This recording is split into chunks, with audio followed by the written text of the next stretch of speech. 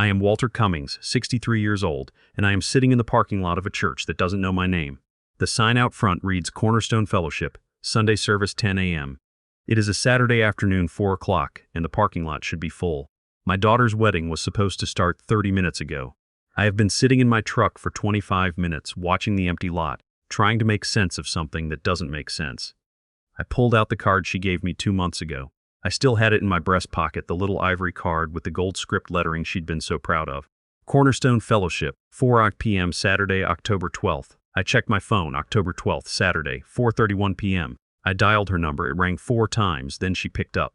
The sound behind her wasn't organ music or a nervous crowd settling into pews. It was laughter, restaurant laughter, glasses and silverware, and a room full of people having a good time. "Daddy?" Her voice was bright, just a little too bright. "Hey, where are you?" "I'm at the church," I said. "Cornerstone Fellowship."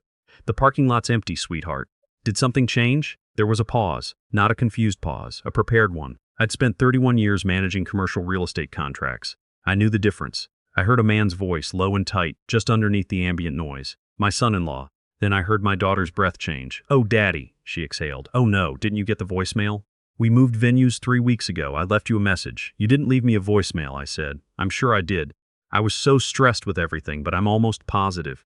"Where are you right now?" Another pause. Shorter this time. "We're at the reception at Harborview. We did a smaller ceremony this morning, just immediate family, and then the reception started at 2.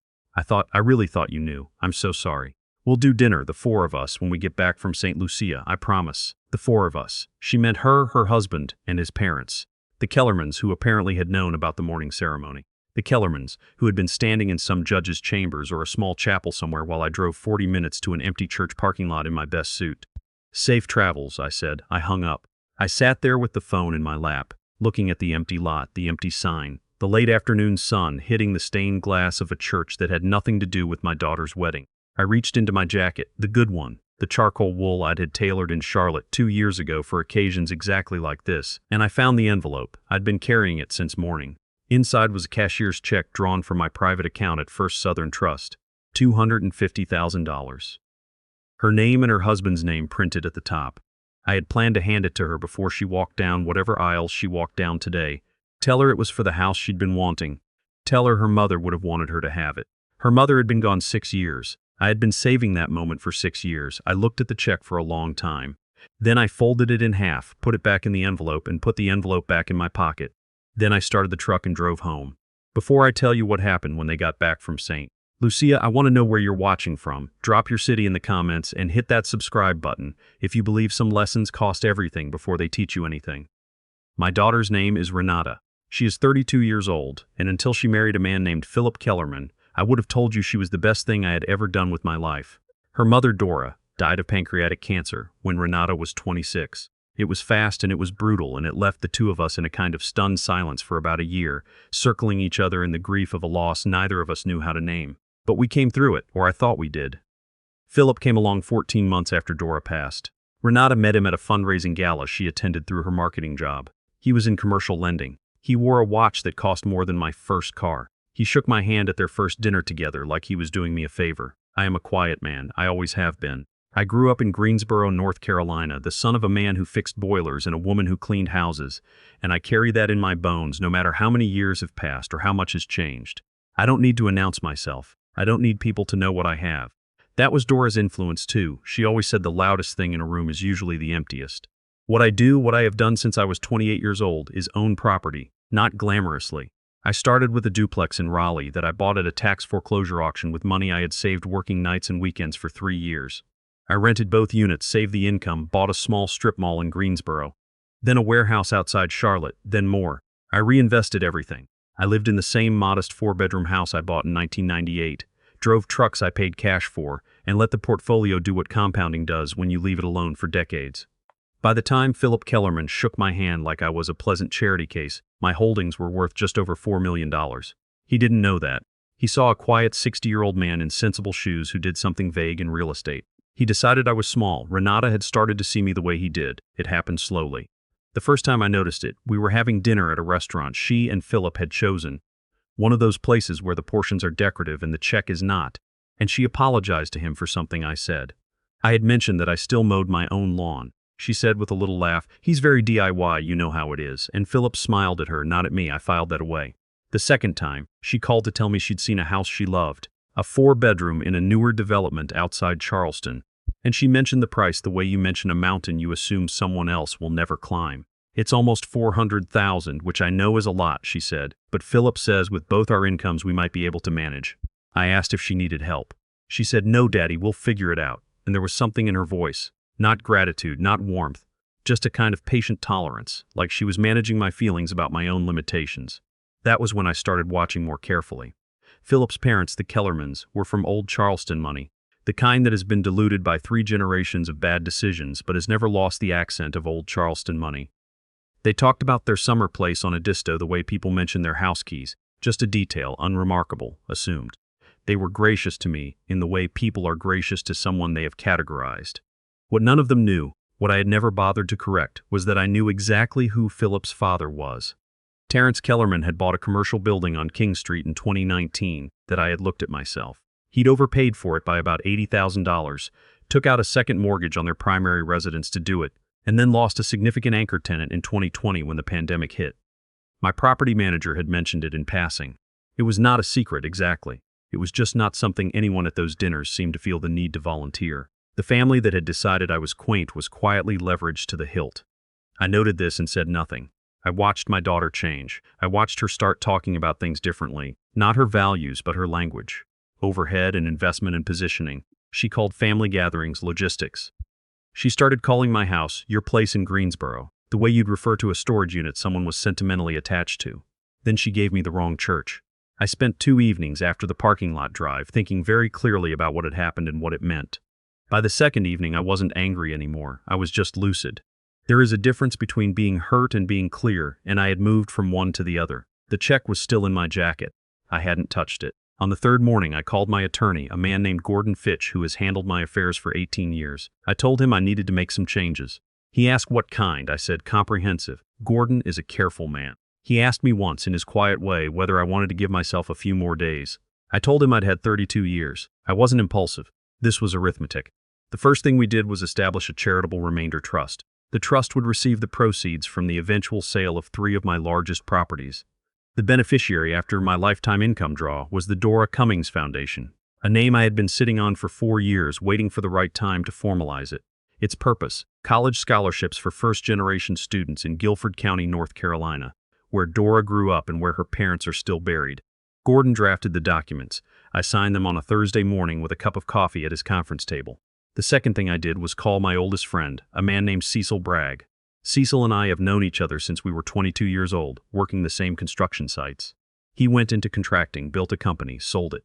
He is not a man who can be impressed by Philip Kellerman's watch or Terrence Kellerman's accent. He is also, it turns out, a very good judge of character and a worse gossip than anyone I have ever met in my life. I told Cecil what happened, all of it.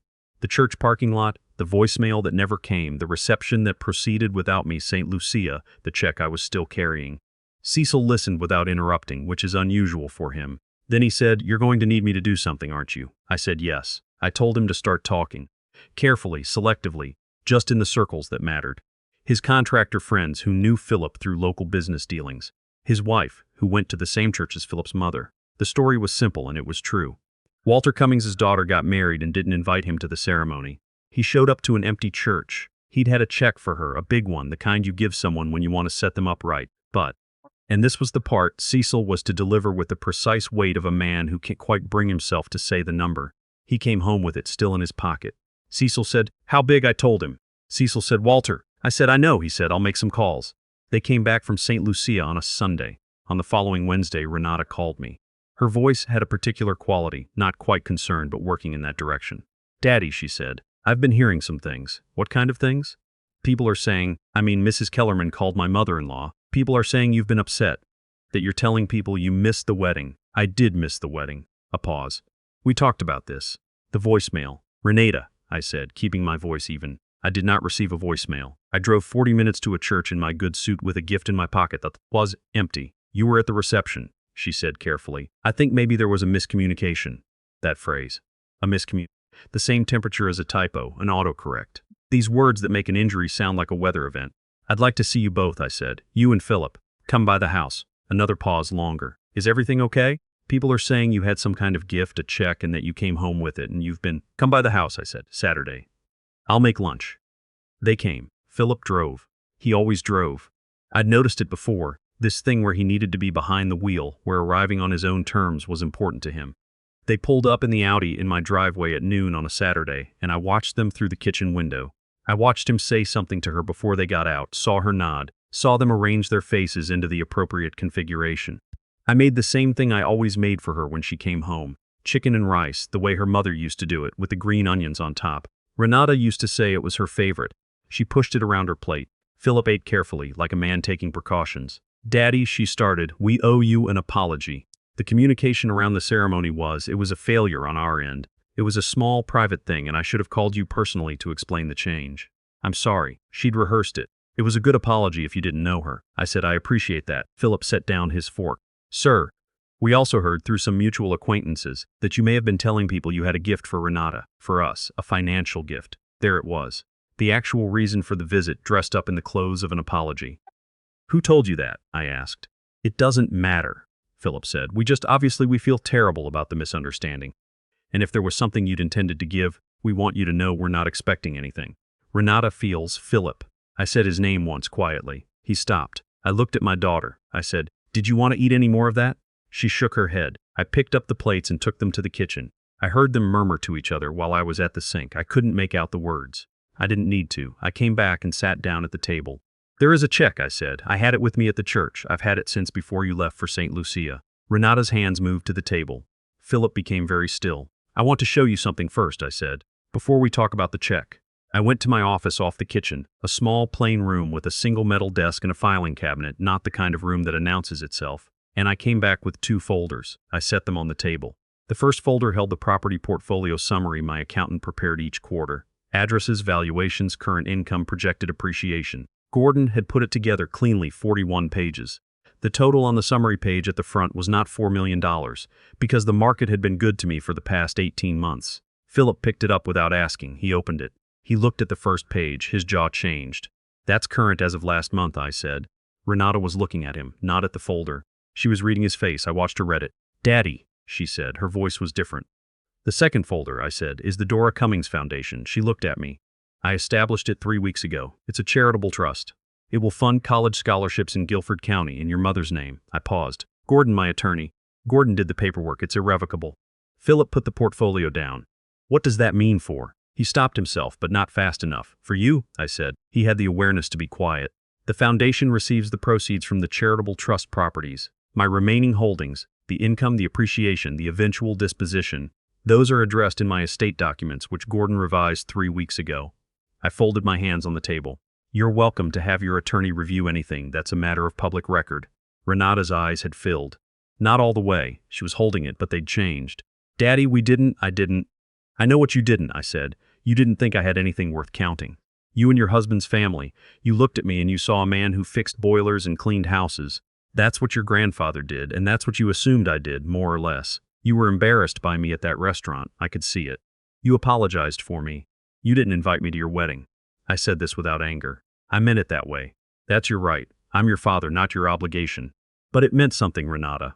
It told me something about who you are becoming. She was crying now, properly. Philip was doing something I hadn't expected. He wasn't defensive. He was sitting very still with the color gone from his face, and he looked, for the first time since I'd met him, like someone who understood that he had made a grave and specific error. The check, he said. His voice was low. You said you still have it. I do. We don't. He cleared his throat. We don't deserve it. I know that. I want to say that clearly. Renata looked at him, surprised. That surprised me too, a little. The house, Philip said. We've been looking at a place in Charleston, $412,000. Renata knows this. We've been struggling to close the gap on the down payment. My father was going to help, but his situation has been. He stopped. His situation is complicated. I know what his situation is, I said. Philip looked at me. I've been in commercial real estate for 30 years, I said. I know what Terrence paid for King Street and what happened to it. I'm not interested in his situation. I'm interested in yours. Renata wiped her face with the back of her hand. Daddy, what are you saying? I reached into the inside pocket of my jacket. The envelope was still there, as it had been for 3 weeks. I set it on the table between us. I'm saying the check exists, I said. And I'm saying that what I do with it depends on what the two of you do next. I let that sit. I'm not asking for an apology, I said. You already gave me one that was mostly about what you'd heard through mutual acquaintances. I don't want the version you rehearsed in the car. I want to know if you understand what you actually did, not the voicemail, not the miscommunication. What you actually did, and what it says about how you see me. The kitchen was very quiet. Outside, the neighbor's dog was barking at something in the yard. The refrigerator ran. Philip was looking at the envelope. Then he looked up at me. I let my wife not invite her father to our wedding, he said. And I didn't push back because I was relieved, because I thought you'd embarrass us. He said it without looking away. It cost him something. I could see that it cost him something. That's what I did. And I'm telling you that right now because I don't know how to fix it with anything except the truth. Renata put her hand over her mouth. I looked at my son-in-law for a long time. Philip, I said, I've been watching you for 2 years. You have a habit of deciding who matters before you've done any of the math. Your father has the same habit. It's gotten him into a bind. I'd encourage you not to let it do the same to you. He nodded. I put my hand on the envelope. There's a condition attached to this, not a legal one. Gordon doesn't need to be involved. A personal one. Your father's building on King Street. He's been trying to find a buyer who'll pay enough to cover what he owes. Philip's eyes widened slightly. You know about that? I told you. 30 years. I paused. I'm not going to buy it. That's not what I'm offering. But I have a contact, a developer who's been looking for a King Street property for 18 months. I can make an introduction. Whether it goes anywhere is between them. But I won't make the introduction to a family that excluded me from a wedding and then came to my table because they heard I had a check. Philip said nothing. So, I said, that's where we are. Renata stood up and came around the table and put her arms around me from behind, the way she used to when she was small, the way she used to after bad dreams. She didn't say anything. I put my hand on her arm. After a while, Philip said, whatever you decide about the check, sir. The introduction, that's not why we came today. I want you to know that. I believed him, or I believed he meant it in this moment, which is maybe all you can ever know about anyone. I picked up the envelope and slid it across the table to Renata. She didn't open it, she just held it. That was 6 months ago. The house in Charleston closed in February. It's a good house. I drove through the neighborhood when I was down for another matter. Didn't tell them I was coming. Good bones, good street, the kind of place that holds its value if you take care of it. Philip called me when they closed. He said, I want you to know we're going to take care of it. He meant the house. I think he also meant the other thing. His father's building sold. The introduction I made came to something after all, though it took 4 months and 2 rounds of negotiation, and Terrence Kellerman had to accept a number lower than he wanted. He called me afterward to thank me. He said he'd heard I was in real estate. I said yes. He said he had no idea I was at that level. I said most people didn't, and I'd always found that useful. He laughed. I think he understood. Renata calls more now. Not every week, but more than before. Last month she drove up on a Thursday with no particular reason, and we sat at the kitchen table, and I made the chicken and rice, and this time she ate all of it. We talked about her mother for a while. She talked about a girl she works with, some conflict that doesn't matter, and I listened. At the end of the evening she said, Daddy, I'm sorry. Not the version from before. The real one. I'm sorry. I told her I knew. The Dora Cummings Foundation sent its first 2 scholarship checks in the spring. One to a girl from Pleasant Garden who is studying nursing in Greensboro. One to a young man from McLeansville who wants to be an engineer. I went to the small reception the community college held for them. Nobody there knew who I was. I was just a man at a table eating cake and listening to 2 kids talk about what they were going to do with their lives. I thought about my father. I thought about how he fixed other people's broken things his whole life and never once complained about it. I thought about Dora, who would have cried at the whole thing and then told me not to make it into more than it was.